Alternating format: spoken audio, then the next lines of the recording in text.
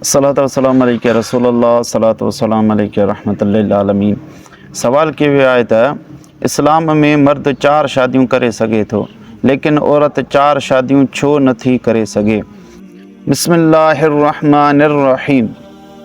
सभ खां पहिरियां इहा यादि रखो त दीन इस्लाम अल्लाह रब्बुल इज़्ज़त जो जोड़ियल दीन आहे ऐं इहो दीन इंसान जे फितरत जे मुताबिक़ आहे। इन दीन जे अंदरि जेके बि अल्लाह रब्बुल इज़्ज़त अहकाम जारी फ़रमाया आहिनि उहे ऐन इंसान जी फितरत जे मुताबिक़ आहिनि। अल्लाह रब्बुल इज़्ज़त अहकमुल हाकिमीन आहे।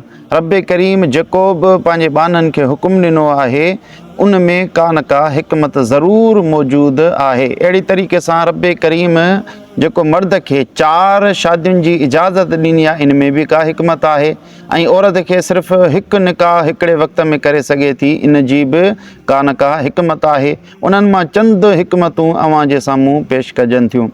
निकाह जो मक़सदु इहो आहे त जीअं इंसानी नसुल वधे घणो थिए। जेकॾहिं मर्द 4 शादियूं कंदो त निकाह जो मक़सदु हासिलु थी सघे थो, पर जेकॾहिं औरत 4 शादियूं कंदी त निकाह जो मक़सदु हासिलु न थी सघंदो, यानी इंसानी नसुल वधी न सघंदो, घणो न थी सघंदो। ऐं ॿियो इहो फ़ाइदो आहे त शादी करण जो, निकाह करण जो मक़सदु इहो हूंदो आहे त जीअं इंसानी नसुल जो तहफ़ुज़ थिए, हिफ़ाज़त थिए। जेकॾहिं को शख़्स 4 शादियूं कंदो त इंसानी नसुल जो तहफ़ुज़ थींदो। उहो ईअं त हर औरत मां जेको औलाद ॼमंदो सो उन वालिद जो सॾाईंदो त हीउ फलाणे जो पुटु आहे या फलाणे जो औलाद आहे।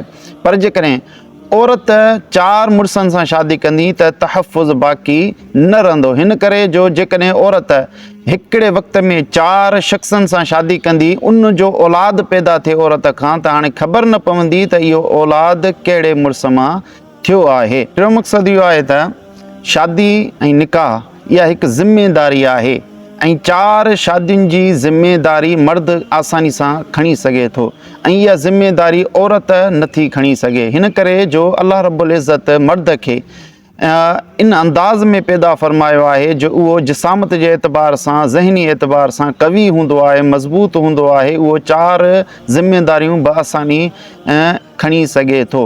पर औरत नाज़ुक हूंदी आहे, हसासियत उन में वधीक हूंदी आहे।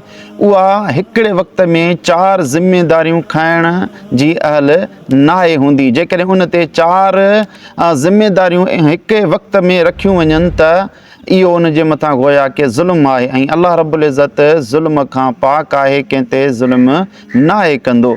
इन 3 हिकमतुनि खां अलावा बि इन में बेशुमार हिकमतूं उलमा इकराम बयानु फ़रमायूं आहिनि।